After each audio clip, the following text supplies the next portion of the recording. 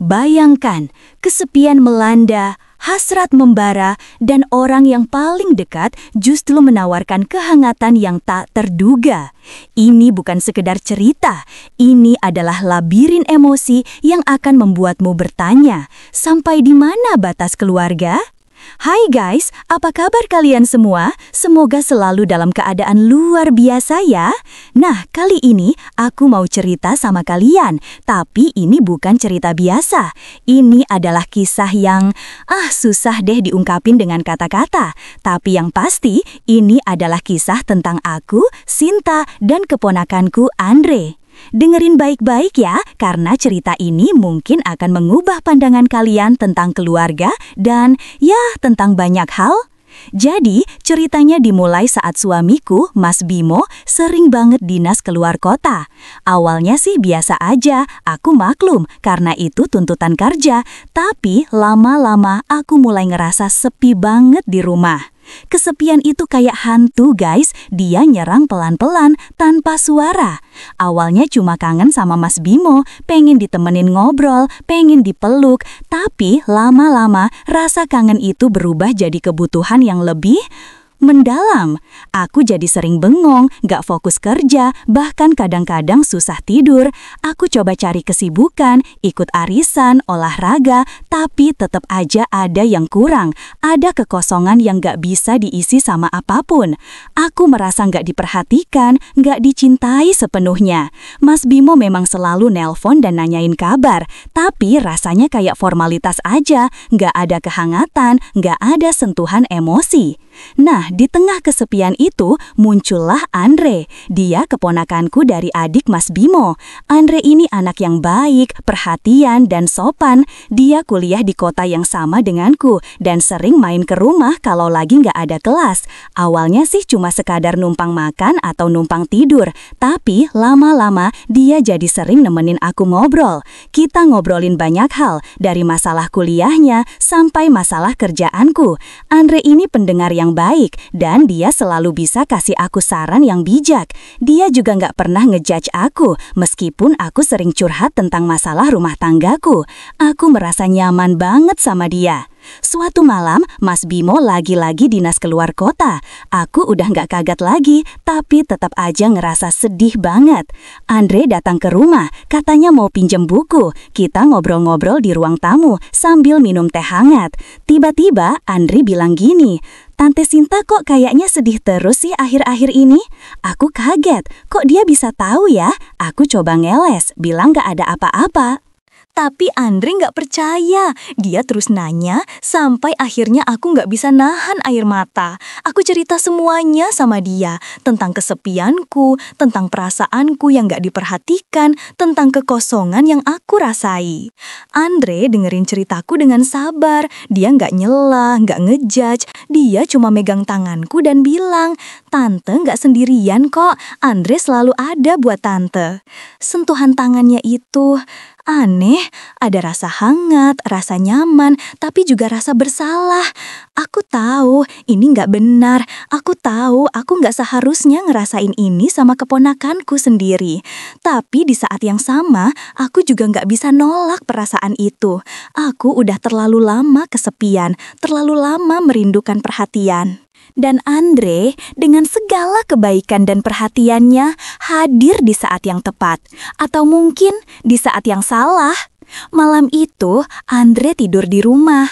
Aku nggak bisa tidur nyenyak. Pikiranku penuh dengan Andre, dengan sentuhannya, dengan kata-katanya. Aku bolak-balik di tempat tidur, nggak tahu apa yang harus aku lakuin. Di satu sisi, aku pengen menjauhi Andre, pengen ngilangin perasaan ini. Tapi di sisi lain, aku juga pengen deket sama dia, pengen merasakan lagi kehangatan yang dia berikan. Aku bener-bener bingung. Aku nggak tahu apa yang harus aku pilih, antara kewajiban sebagai istri atau hasrat yang membara dalam diri. Keesokan harinya, aku coba bersikap biasa aja di depan Andre. Aku masak sarapan, ngobrol santai, seolah-olah nggak terjadi apa-apa semalam. Tapi aku tahu Andre pasti ngerasain ada yang berubah. Dia jadi lebih sering ngeliatin aku, lebih perhatian, lebih lembut. Aku jadi semakin salah tingkah. Aku takut kalau dia tahu apa yang aku rasain.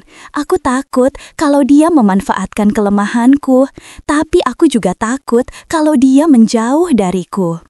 Aku benar-benar terjebak dalam situasi yang rumit. Beberapa hari kemudian, Mas Bimo pulang dari dinas. Aku seneng banget, akhirnya aku bisa ketemu dia lagi. Aku berharap kehadirannya bisa ngilangin semua perasaan anehku ke Andre. Tapi ternyata enggak, Mas Bimo tetap aja sibuk dengan pekerjaannya, tetap aja nggak perhatian sama aku. Aku jadi ngerasa semakin jauh dari dia. Aku ngerasa dia nggak bener-bener ada buat aku. Dia cuma hadir secara fisik, tapi hatinya entah di mana. Dan di saat yang sama, Andre tetap ada di sekitarku dengan segala kebaikan dan perhatiannya. Suatu sore, aku lagi sendirian di rumah. Mas Bimo lagi meeting, Andre lagi nggak ada kelas. Tiba-tiba, Andre nelpon aku. Dia bilang dia pengen ketemu. Aku awalnya nolak, tapi dia maksa. Akhirnya, aku nyerah. Aku bilang dia bisa datang ke rumah. Saat Andre datang, aku udah gak bisa nahan diri lagi. Aku langsung meluk dia erat-erat. Aku nangis sejadi-jadinya. Aku bilang, aku gak kuat lagi. Aku bilang, aku butuh dia. Andre balas pelukanku. Dia bilang, dia juga butuh aku.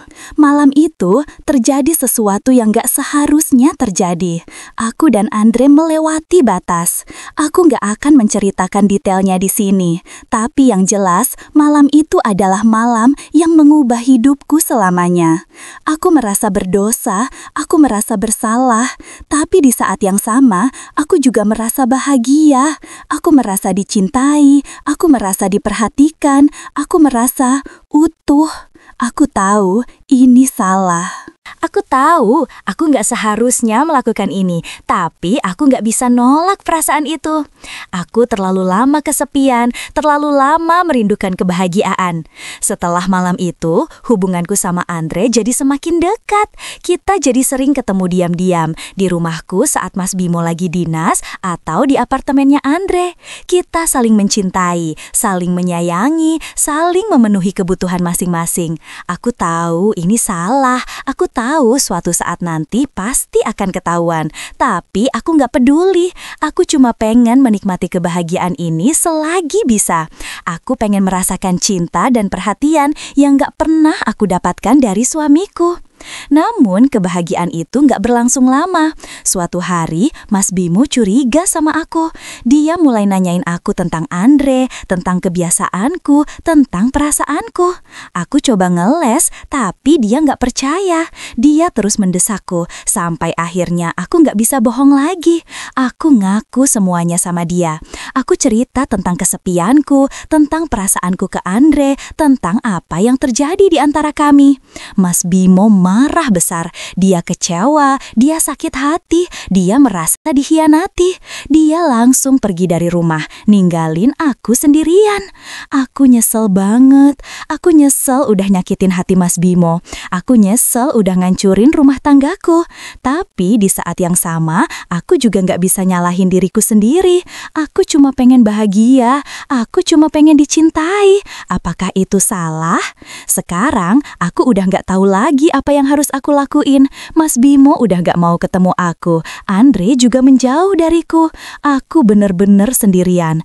Aku nyesel, tapi nasi udah jadi bubur. Aku harus nerima konsekuensi dari perbuatanku. Kisah ini memang gak indah guys, tapi inilah kenyataan hidup.